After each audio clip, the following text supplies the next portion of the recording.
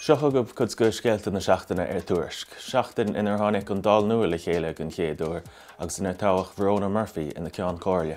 Sí an seachtain neamhsplach as lech garman an chéad bhean riamh a ról an ceann cóirle. Deir Murphy gohfuil sé gceiste go fiabhsachar ar chud gaeilge nó go mbeidh leibhéalaíochta ag a bhaith ag teacht lena ról nua. Chuirm náma seo 3 bliain hin a riach an teachtatanga leasaithe agus tuna forrálacha déirnacha ag teacht a bhaimans ar seachtaine seo. Tá déir le teacht le córas na scéimna tanga mar thar ar sin.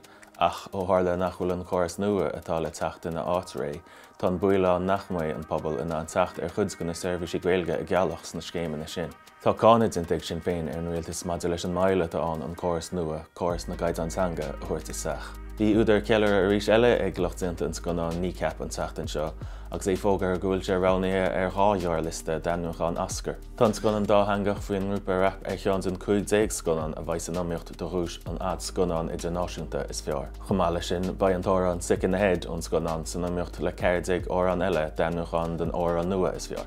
Agus an nulaigh go teanalinn, bhí againn ó Ronal Bréanan inar thug sé dún aráha den na deilleabhar gaeilge is fearr a fáilteoch in 2024. Bhí léarmheasna againn chomá ar rions leabhar nua eile ina meas gansaí amóra le gairdína cáthaí a bhuaigh gradam leabhar gaeilge na bliana do chud an post. Agus ná dermad cuairteoirt Tuairisc an nulaigh seo, ba go leor alt speisialta don éile againn, chomá le hals gach lá ag brenn siar ar 2024 agus ag brennach an cín ar 2025.